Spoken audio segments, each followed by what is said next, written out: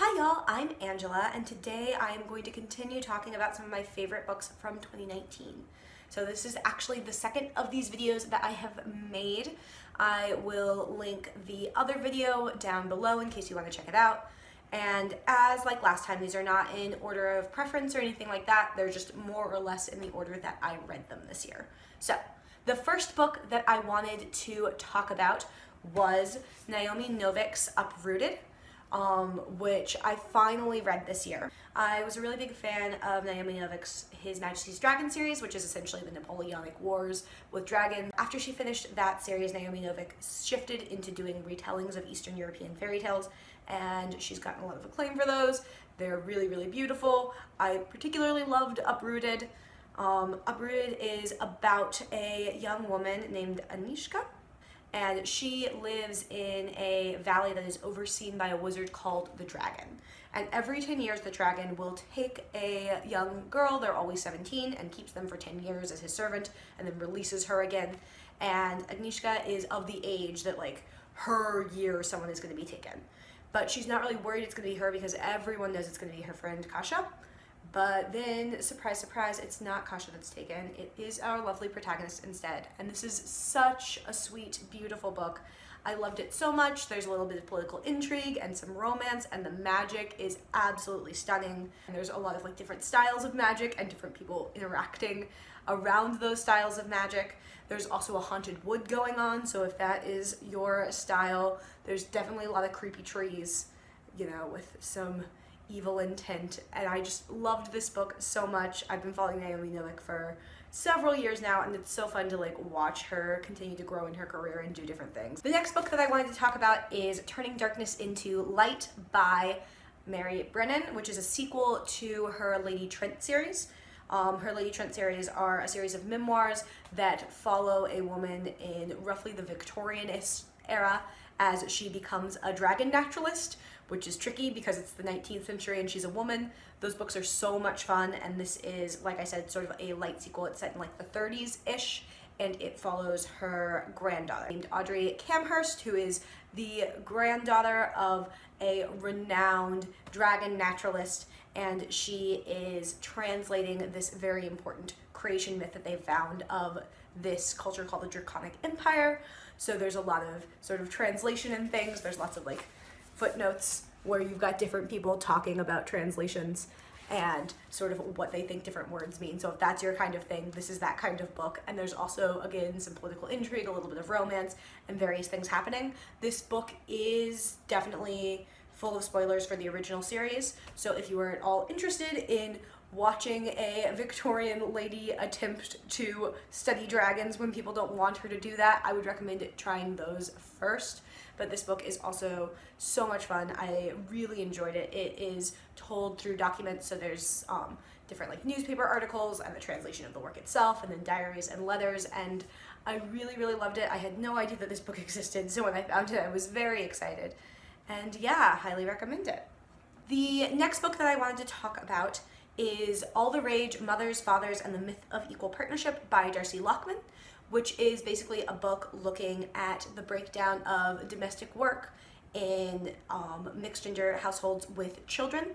And I really, really liked this book. So it's looking at the fact that despite the fact that most couples now have as one of their values that they like see themselves as equals and that they both expect to do like the same amount of work, men in marriages with children have been doing about 35% of the housework and parenting since 2000, and that isn't a number that has really been changing. So she's sort of looking at unpacking this place that is still deeply inequitable, and where sort of our societal norms and the things that we say are our values don't line up with what's actually happening.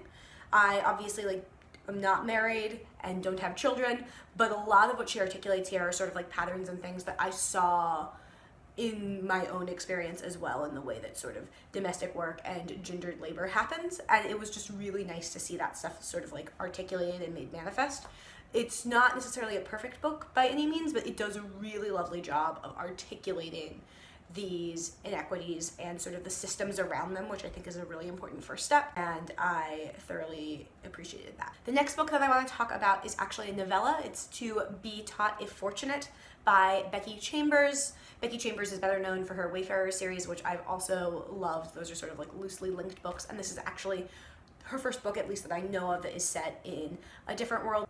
So this follows a small group of people coming from Earth as they travel to different planets to study the life there. So it's sort of like a near-ish future where humans, as far as we know, are still the only sentient species. And we're sort of sending these exploration expeditions out. It's a really sweet book. Becky Chambers has a bit of a reputation for being sort of like a fluffier author, and I think that has a lot to do with like her interpersonal relationships. And I really enjoyed the ones in this one. They are like really sweet and really kind. She's having really interesting conversations about what are sort of the moral questions around exploration and sort of the pros and cons of that in a way that I found really interesting and really engaging. I think in particular, this was a really interesting bookend to The Sparrow, which I read earlier this year and I talked about in my last video, where both of these are books sort of about humans exploring other planets for the first time and coming into contact with potentially life for the first time, and what are the implications of that. And it's really interesting to see sort of like the thought processes that an author had in 1996 and then in 2019, 2018, whenever this book came out. And then also they just like were really interesting, I think, in conversation with each other. The last book that I wanted to talk about today was one that I absolutely adored. It is A Memory Called Empire by Arkady Martine, and I just loved this book so much.